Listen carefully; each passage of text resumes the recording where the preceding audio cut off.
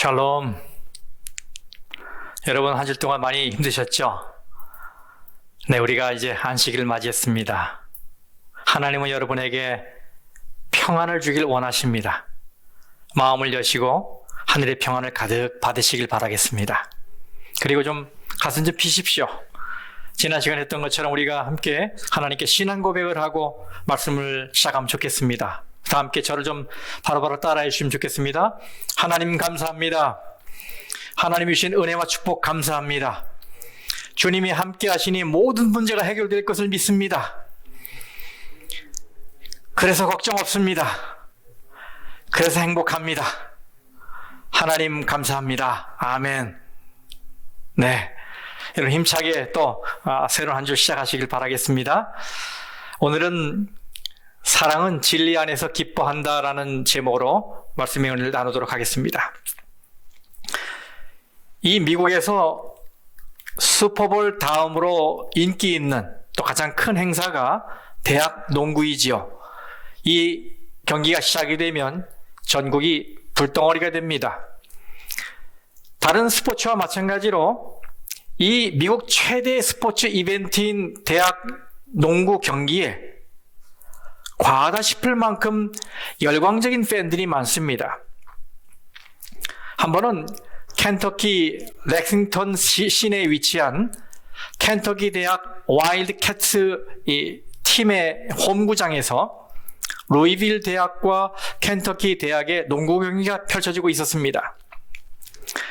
그런데 관중석에 한 나이가 지긋한 여성이 자기 옆에 빈 자리를 놔둔 채 경기를 관람하고 있었어요. 그래서 경기 내내 그 모습에 이 궁금함을 갖고 있었던 한 사람이 다가와서 물었습니다. 저 아주머니, 저는 이 두 팀의 경기가 있을 때 이 경기장에서 좌석이 비어있는 경우를 거의 못 봤는데 오늘은 여기 좌석이 비어있군요. 혹시 누구 자리인지 여쭤봐도 되겠습니까? 그랬더니 이 여인이 대답하기를 내 남편 자리라오. 그런데 내 남편은 죽었어요. 남편과 나는 지난 28년 동안 시즌 티켓을 사서 한 번도 빠짐없이 이 경기를 관람했다오. 그 얘기를 들으니 남자가 남편에 대한 그리움과 사랑이 얼마나 크면 그럴까라고 생각하며 감동을 받았어요. 그리고 한편으로는 걱정이 돼서 물었습니다. 아주머니, 그러면 함께 경기를 보러 친구나 친척을 대신 데리고 오면 외롭지 않을 텐데요. 그랬더니 이 아주머니가 정색으로 말하기를 당신 농담하세요? 그들은 지금 모두 내 남편 장례식장에 가 있단 말이에요. 여러분, 남편 장례식이 거행되는 동안인데도 농구 경기를 하는 이 여인의 모습, 잘못돼도 한참 잘못된 것 같지요?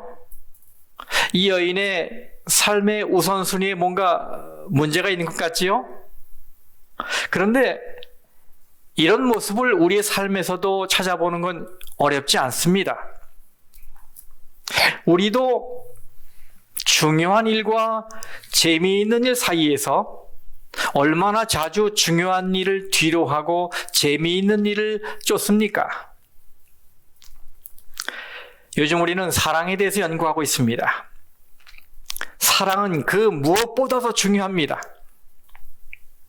예수님은 고린도전서 13장 사랑장에서 우리에게 우리가 아무리 유창한 방언을 말하거나 천사의 말을 할지라도 또 예언하는 능력이 있든지 흔들림이 없는 믿음을 행사하든지 또 구제활동을 하든지 용감한 순교의 정신을 가지고 있더라도 사랑이 없으면 nothing, 아무것도 아니라고 말씀하셨습니다.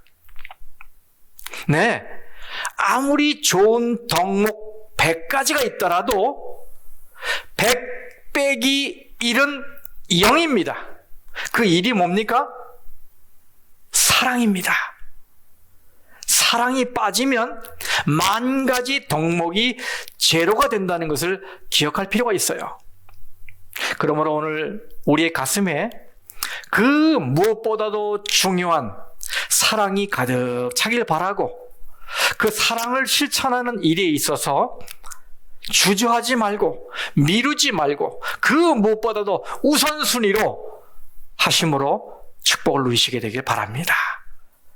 이제 우리 다시 은혜로운 말씀, 사랑장의 말씀을 함께 읽어보도록 하겠습니다. 고린도전서 13장 4절에서 7절까지 말씀입니다. 사랑은 오래 참고 사랑은 온유하며 시기하지 아니하며 사랑은 자랑하지 아니하며 교만하지 아니하며 무례히 행하지 아니하며 자기의 유익을 구하지 아니하며 성내지 아니하며 악한 것을 생각하지 아니하며 불의를 기뻐하지 아니하며 진리와 함께 기뻐하고 모든 것을 참으며 모든 것을 믿으며 모든 것을 바라며 모든 것을 견디느니라. 아멘. 지난 시간에 우리는 사랑은 불의를 기뻐하지 않는다라는 말씀을 연구했습니다. 사랑한다면 기뻐해서는 안 되는 일들이 있어요. 그런데 오늘은 기뻐해야 할 일에 대해서 말씀하십니다. 사랑은 진리와 함께 기뻐하고, 네, 사랑은 옳지 않은 것을 그치고 거부하는 것에 멈춰서는 안 되고 거기서 한 걸음 더 나아가서 적극적으로 진리를 찾는 데까지 가야 하는 것입니다. 이 편지의 수신자인 고린도 교회는 이방 종교에서 개종한 교인들 때문에 많은 어려움을 겪었습니다. 그들은 옛 습관을 그대로 교회로 가져 들어와서 교회의 기존 질서들을 어지럽혔어요. 성만찬의 문제, 헌금의 문제, 결혼과 음행의 문제, 또 우상에게 바친 제물의 문제, 각종 은사의 문제, 부활의 문제, 그리고 다투고 소송하는 문제들, 이런 많은 문제들로 고린도 교회는 큰 어려움에 처하게 되었습니다. 그래서 바울은 고린도 교인들이 사랑을 회복해서 불의에 맞서고 그리고 진리 안에서 든든히 서기를 바라는 마음으로 이 서신을 기록한 것입니다. 이 6절 말씀의 둘의 대조가 아주 흥미롭습니다. 여러분 생각해 보십시오. 사랑은 불의를 기뻐하지 아니하고 이렇게 시작을 했어요. 그럼 우리는 당연히 그것의 반대 개념으로 무슨 말씀이 나오기를 기대하겠습니까? 이 불의의 반대이니까 정의 혹은 선을 기뻐하라 라는 말씀을 기대하게 돼요. 그런데 성경은 그 대신에 진리와 함께 기뻐하고 라고 말씀하고 있어요. 여러분, 마치 동문서답 같은 이 말씀을 이 바울이 왜 한 것일까요? 여기서 우리는 사랑과 불의와 진리의 상관관계에 대해서 몇 가지 교훈을 얻게 돼요. 첫 번째, 불의는 단순히 정의나 선을 거스리는 것이 아니라 궁극적으로 진리를 거역하는 것이기 때문에 불의를 벗어나는 길은 오직 어디에 있다고요? 진리에 있습니다. 그렇습니다. 불의는 단순히 도덕이나 윤리의 문제가 아니에요. 이것은 거짓과 진리의 문제입니다. 그래서 불의를 극복하려면 단순히 도덕성을 회복하는 것에 그쳐서는 안 되고 진리를 회복해야만 하는 것입니다. 왜 그런가 하면 이유는 이렇습니다. 오늘날 우리는 소위 감성주의, 또 감정주의, 정서주의 시대에 살고 있어요. 그거를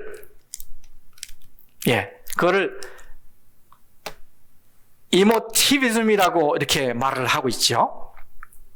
이것은 윤리와 도덕은 사실상 개인의 감정의 표현에 지나지 않는다라고 하는 사상이에요. 그렇습니다. 옳고 그르다는 도덕의식은 나라마다 다르고 민족마다 다르고 세대마다 다르고 개인마다 다릅니다. 또 말할 때 감정에 따라 다르고 오늘 다르고 내일 다릅니다. 윤리의식은 평평하지 않아요. 언제나 울퉁불퉁합니다. 예를 들어 암 진단을 받은 가족의 병이 악화될까 봐 암이라는 말을 못하고 병명을 다른 거로 둘러댑니다. 또 사우스 아프리카의 호텐토트족은 병들고 늙은 부모를 죽이는 것이 효도예요. 어느 사회에서는 노예를 부리는 것을 지극히 당연하고 평범한 것으로 여기고 있습니다. 이렇게 사람들이 이야기하는 도덕은 주관적이고 상대적인 거란 말이에요. 그러면서 이 기준이 없기 때문에 다들 자기들이 옳다고 말합니다. 그래서 우리는 죄를 죄라고 할 수가 없어요. 그것을 그럴듯한 말로 합리화하고 궤변을 늘어놓으면 죄가 안 되는 거예요. 우리 이런 시대에 살고 있습니다. 그럼 여러분, 어떻게 해야 이런 도덕적인 혼란에서 벗어날 수 있겠습니까? 네, 이것은 인간의 마음에 도덕의식이나 윤리성을 회복해야만 되는 게 아니고 진리이신 하나님을 만나야 합니다. 동의하십니까? 진리이신 하나님을 만나야 돼요. 바로 이런 의미에서 사도 바울은 불의를 기뻐하지 않은 사랑은 진리와 함께 기뻐한다고 말하고 있는 것입니다. 두 번째, 사랑과 불의, 진리 상관관계에서 배울 수 있는 것은 사랑은 진리와 함께 어우러질 때에 그 힘과 아름다움이 나타난다는 것입니다. 사랑은 불의를 기뻐하지 아니하며 진리와 함께 기뻐하고 라고 말했어요. 여기 함께라는 말에 그 뜻이 담겨 있습니다. 여러분 생각해 보세요. 사랑이 불의를 기뻐하지 않는 것이라면 그 다음에 그 반대로 무슨 말이 나와야 돼요? 사랑은 진리를 기뻐하며 이렇게 나와야 되겠죠. 그런데 그게 아니에요.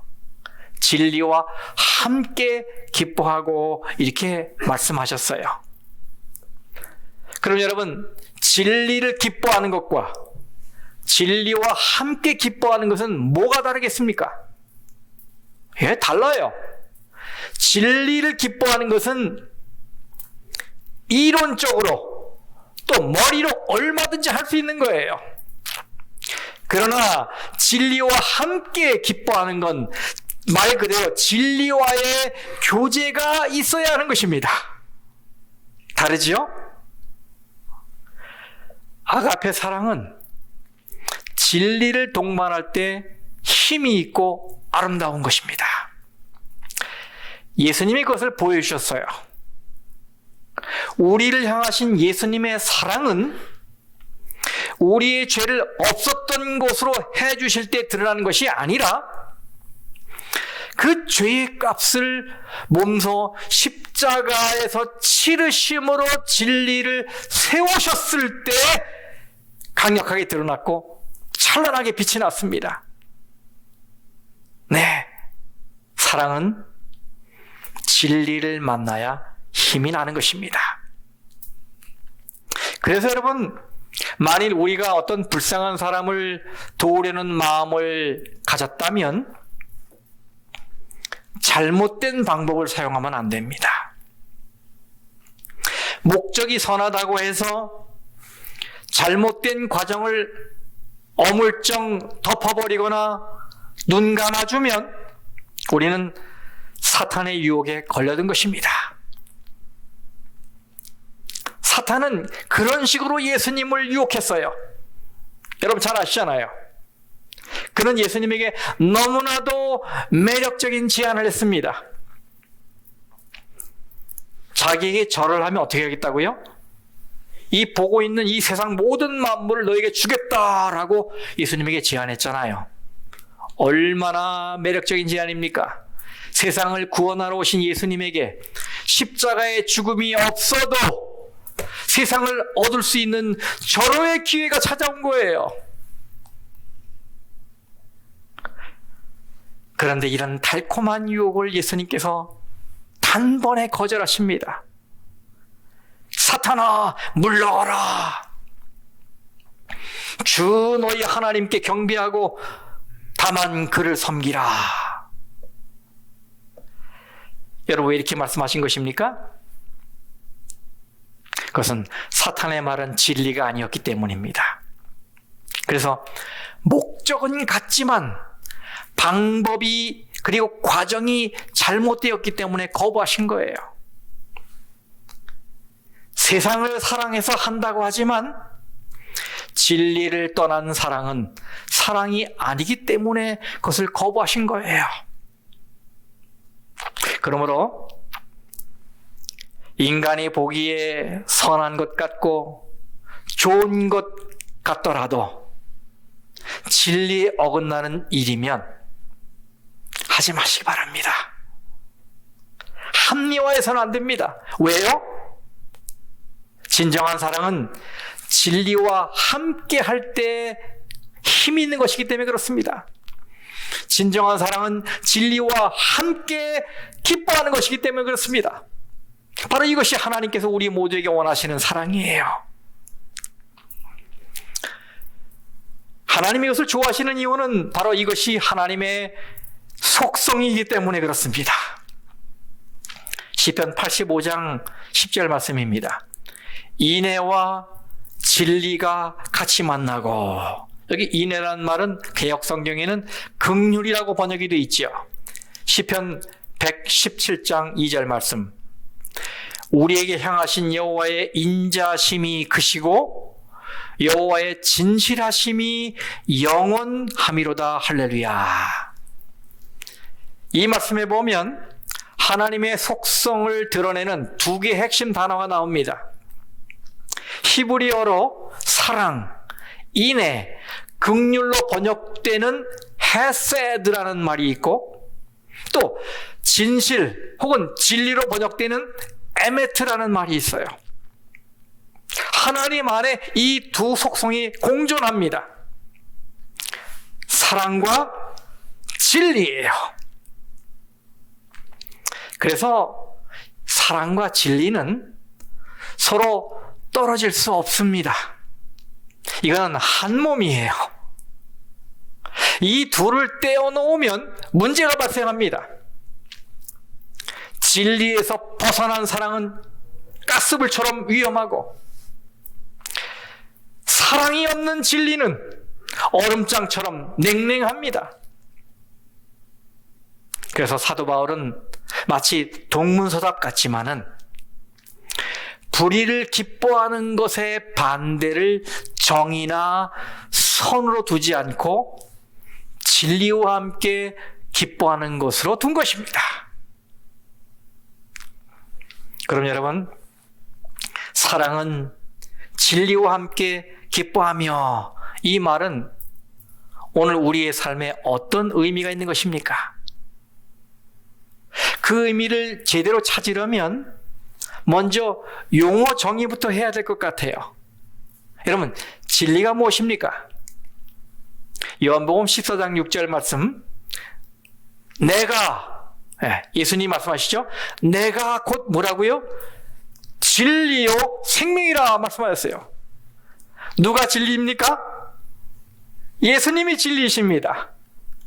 그 다음에 요한복음 17장 17절에 뭐라고 그러셨어요? 그들을 진리로 거룩하게 하옵소서. 아버지의 말씀은 진리니이다. 뭐가 진리입니까? 하나님의 말씀이 진리입니다. 이 성경 말씀이 진리입니다.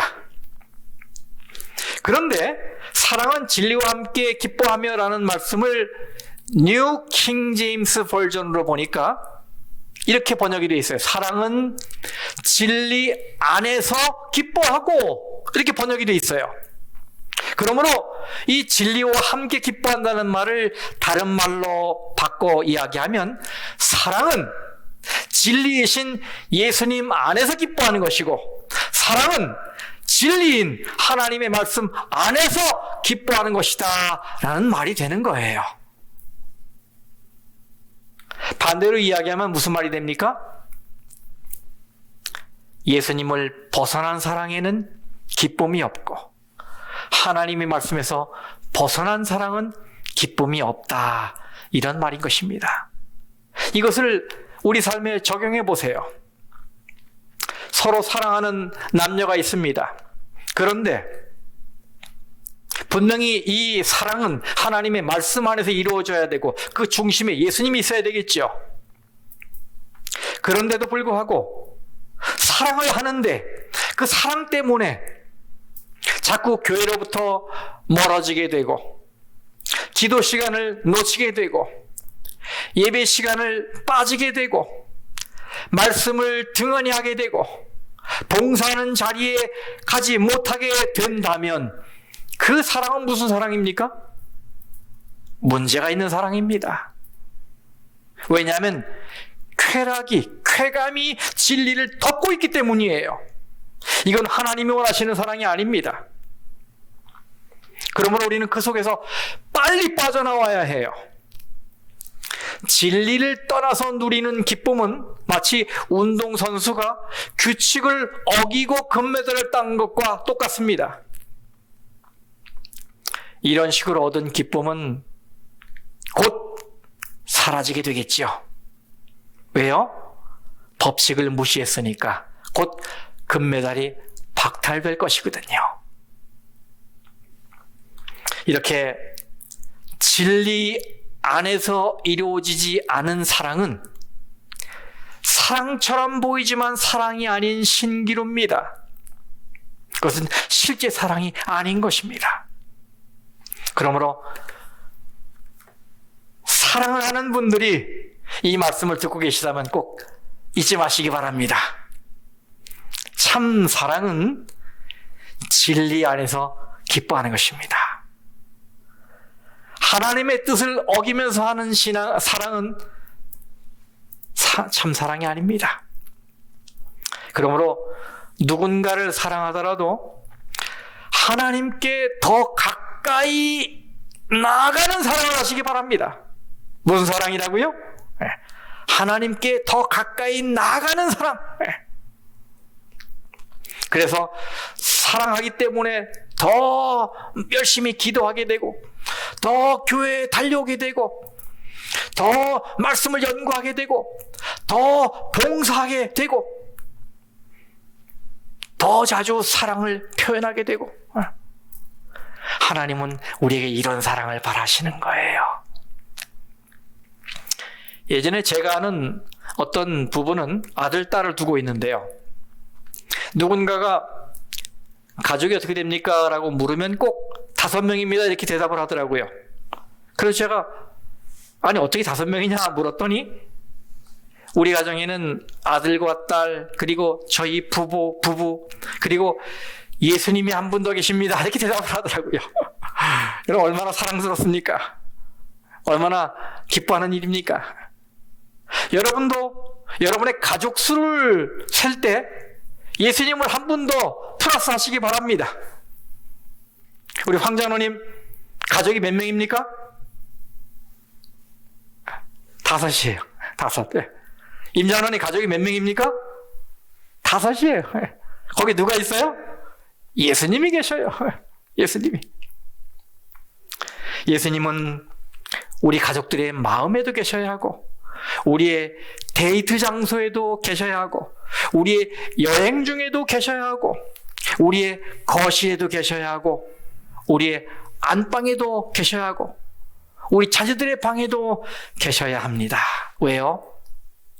그것이 기쁨의 원천이기 때문이지요. 네, 이렇게 아가페 사랑은 예수님과 함께하는 사랑, 또 예수님 안에서 기뻐하는 사랑입니다. 사도 베드로는 진리와 사랑의 관계를 이렇게 이야기했습니다. 베드로전서 1장 22절, 오늘 교동문으로, 오늘 성경 봉독으로 읽어드린 말씀입니다. 이번엔 공동번역으로 읽겠습니다. 여러분은 진리에 복종함으로써 마음이 깨끗해져서, 잘 보십시오. 여러분은 진리에 복종함으로써 마음이 깨끗해져서 꾸밈없이 형제를 사랑할 수 있게 되었으니 중심으로 열렬히 서로 사랑하십시오. 진리에 복종하니 마음이 깨끗해져서 순수한 사랑을 할 수 있게 되었다, 이런 말씀이지요. 그렇습니다. 하나님 말씀을 기뻐하고 주님이 함께 계신 것을 기뻐하는 사람은 마음이 깨끗해져서 순수한 사랑을 할 수 있습니다. 여러분, 이 순수한 사랑은 우리 모두가 원하는 사랑 아닙니까? 그 순수한 사랑을 하려면 진리에 복종을 해야 돼요. 진리 안에서 이 사랑이 행사가 되어야 돼요. 그래야 그게 가능한 것입니다. 진리와 함께, 진리 안에서 기뻐하는 아가페 사랑에는 꾸밈이 없습니다. 가식이 없습니다. 과장이 없습니다. 사랑하는 성도 여러분, 그러므로 부디 진리와 함께하는 이런 사랑을 가족과 이웃과 성도들과 함께 나눠서 기쁨 충만한 삶을 살게 되시기를 간절히 바랍니다. 아가페 사랑이 진리와 함께 기뻐할 수밖에 없는 이유가 있어요. 그것은 진리가 가지고 있는 두 가지 속성 때문입니다. 뭡니까? 보편성과 불변성입니다. 어느 시대에나 누구에게나 진리가 바로 진리예요. 그렇지 않습니까? 시대에 따라 변하고, 상황에 따라 변하고, 사람에 따라 변하고, 감정에 따라 변하는 것은 진리가 아닙니다. 그런데 우리가 경험하는 사랑은 대부분 어떤 사랑입니까? 변덕스러운 사랑이잖아요. 어제는 용서했는데 오늘은 용서가 안 되고, 어제는 사랑했는데 오늘은 미워 죽겠고, 어제는 괜찮다고 생각했는데 오늘은 형편없이 보이는 거예요. 여러분, 이게 우리가 아는 사랑들 아닙니까? 하지만 진리인 성경 말씀은 어떻습니까? 진리이신 예수님은 어떻습니까? 한결같잖아요. 변함이 없잖아요. 어디서나 누구에게나 늘 동일하게 역사합니다. 그러니 우리가 의지할 대상이 되는 것이지요. 그러니까 언제나 그 자리에 서 있기 때문에 우리가 기댈 수 있는 것이지요. 바로 이런 일관된 사랑, 변덕이 없는 사랑, 뒤집히지 않는 사랑, 이 사랑이 하나님의 말씀에 있고 예수님에게 있습니다. 그렇기 때문에 아가페 사랑은 진리와 함께 기뻐할 수밖에 없는 거예요. 또 이 말씀을 New International Reader's Version으로 찾아보니까 본문이 이렇게 번역이 되어 있어요. 사랑은 진리가 뭐 할 때요? 이야기될 때 기쁨이 충만하다. 진리가 이야기될 때 기쁨이 충만하다. 바로 이것이 우리가 영혼구원 사업에 헌신해야 될 이유입니다. 성도 여러분, 오늘날 교회 사랑이 충만하다면 얼마나 많은 영혼구원이 이루어지겠습니까? 영혼구원에 탄력을 받지 않겠습니까? 힘이 생기지 않겠습니까? 그런데 그렇지 못한 이유는 뭘까요? 네, 교회에 사랑이 식었기 때문이에요. 식었기 때문에 영혼이 죽든 말든 상관하지 않는 거지요. 나하고 상관없는 일이라고 생각하니까. 하지만 예수님의 사랑을 받은 우리는 그렇게 해서는 안 됩니다. 우리는 할 수만 있으면 영혼을 구원해야 돼요. 왜? 영혼을 향한 사랑의 마음이 있기 때문에. 성도 여러분, 오늘 여러분의 마음에 진리와 함께하는 사랑이 충만하기를 진심으로 기원합니다. 그래서 여러분의 가정이 말씀 안에 있고 주님 안에 있어서 진실된 사랑이 오고 가는 아름다운 현장이 되기를 바랍니다. 그리고 여러분이 이 사랑의 강건함을 받아서 있는 곳에서 영혼 구원의 열심을 다하는 성도들 되시길 바랍니다. 이번 한 주 동안 꼭 여러분 기억하십시오. 사랑은 머리로, 이론으로 진리를 알아 기뻐하는 게 아니라 진리와 교제하며 기뻐하는 것입니다. 하나님의 말씀을 가까이 하며 교제하고 예수님과 살아있는 교제를 나누며 기뻐하는 것, 그것이 진정한 사랑입니다. 그리고 옳은 일 속에서 하나님을 더 사랑하도록 하는 그런 사랑이 바로 진리와 함께 기뻐하는 사랑입니다. 이런 사랑으로 한 주 동안 축복을 많이 누리시길 바랍니다. 하나님의 큰 평강이 이번 한 주 동안 여러분 모두에게 함께 하시기를 기원하며 말씀을 마치겠습니다. 하늘에 계신 아버지 하나님, 오늘 변덕스러운 사랑에 익숙한 우리에게 영원히 변치 않는 진리 안에서 순수한 사랑의 이쁨을 맛보라며 말씀을 주시니 참으로 감사합니다. 우리의 마음에, 우리의 삶의 현장마다 하나님의 말씀이 살아있고 주님이 살아계셔서 우리가 나누는 사랑마다 세상에 줄 수 없는 기쁨이 충만하게 해 주시옵소서. 그리고 영혼을 사랑하고 구원하는 일이 아가페 사랑을 소유한 성도들의 운명적 삶임을 기억하면서 영혼 구원 사역에 온 힘을 쏟는 사랑하는 성도들 되도록 축복해 주시옵소서. 코로나 바이러스가 계속 기승을 부리는 이 위기의 때에 우리 모든 성도들의 삶을 안전하게 건강하게 지켜 주시옵소서. 고통당하는 자들의 고통을 덜어주시고 위로해 주시고 어서속히 이 모든 위기를 극복하고 일상을 되찾게 해 주시옵소서. 다음에 만날 때까지 우리 모든 성도들의 삶을 눈동자처럼 보호하시고 어려움 당하지 않도록 축복해 주시기를 우리 구주 예수님의 이름으로 간절히 축원하옵나이다. 아멘.